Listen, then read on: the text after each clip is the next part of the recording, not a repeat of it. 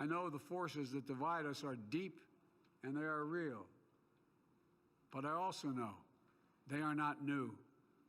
Our history has been a constant struggle between the American ideal that we're all are created equal and the harsh, ugly reality that racism, nativism, fear, demonization have long torn us apart. The battle is perennial, and victory is never assured.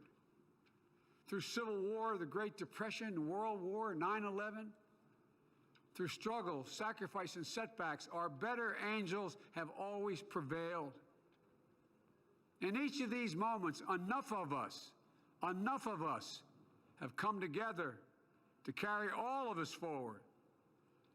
And we can do that now. History, faith, and reason show the way of unity. We can see each other not as adversaries, but as neighbors. We can treat each other with dignity and respect. We can join forces, stop the shouting, and lower the temperature. For without unity, there is no peace, only bitterness and fury. No progress, only exhausting outrage. No nation, only a state of chaos. This is our historic moment of crisis and challenge, and unity is the path forward.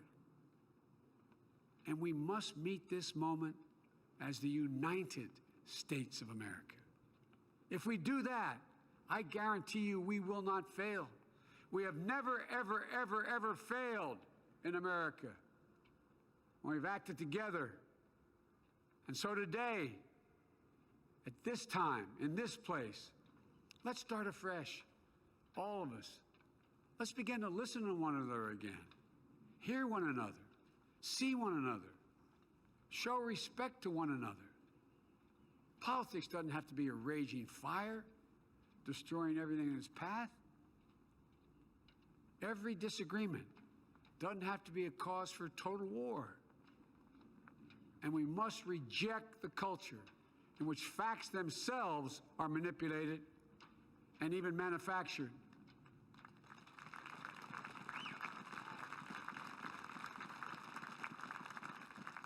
My fellow Americans, we have to be different than this.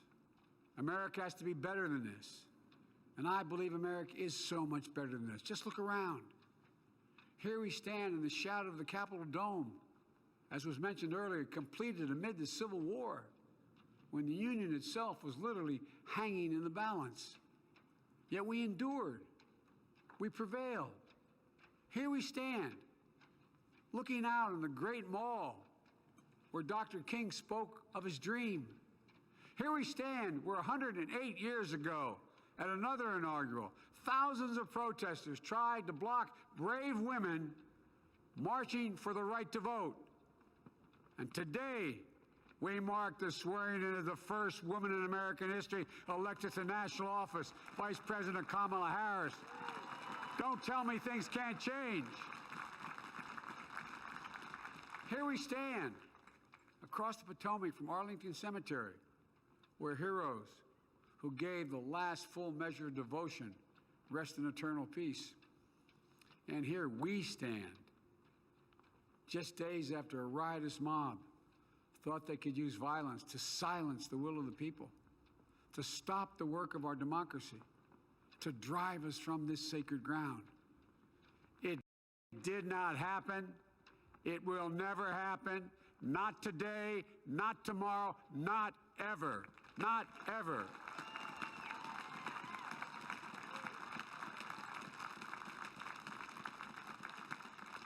To all those who supported our campaign, I'm humbled by the faith you've placed in us. To all those who did not support us, let me say this. Hear me out as we move forward. Take a measure of me and my heart. And if you still disagree, so be it. That's democracy. That's America. The right to dissent peaceably within the guardrails of our republic is perhaps this nation's greatest strength. Yet hear me clearly. Disagreement must not lead to disunion. And I pledge this to you. I will be a president for all Americans. All Americans. And I promise you, I will fight as hard for those who did not support me as for those who did.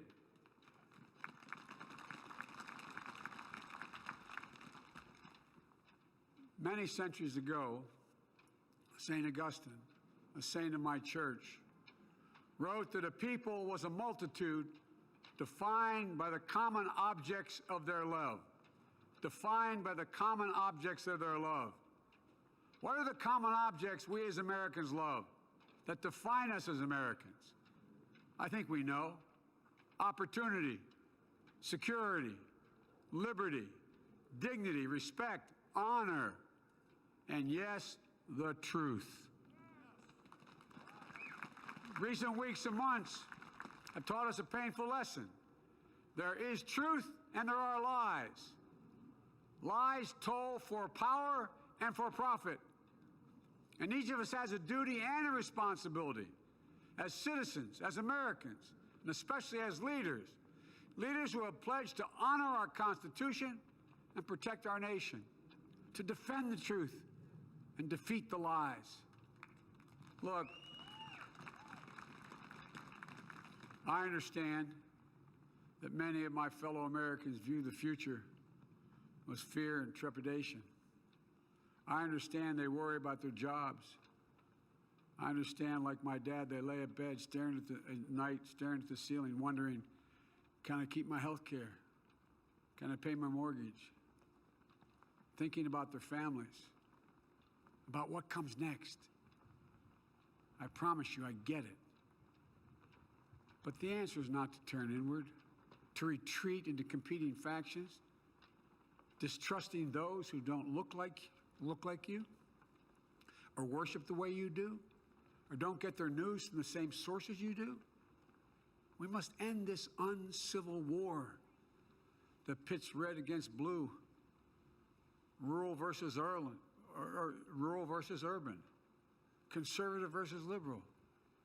We can do this if we open our souls instead of hardening our hearts, if we show a little tolerance and humility, and if we're willing to stand in the other person's shoes, as my mom would say, just for a moment, stand in their shoes. Because here's the thing about life. There's no accounting for what fate will deal you. Some days, when you need a hand. There are other days when we're called to lend a hand. That's how it has to be. That's what we do for one another. And if we are this way, our country will be stronger, more prosperous, more ready for the future. And we can still disagree. My fellow Americans, in the work ahead of us, we're going to need each other. We need all our strength to persevere through this dark winter. We're entering what may be the toughest and deadliest period of the virus. We must set aside politics and finally face this pandemic as one nation. One nation. And I promise you this, as the Bible says, weeping may endure for a night, but joy cometh in the morning. We will get through this together. Together. Look, folks, all my colleagues I serve with in the House and the Senate up here,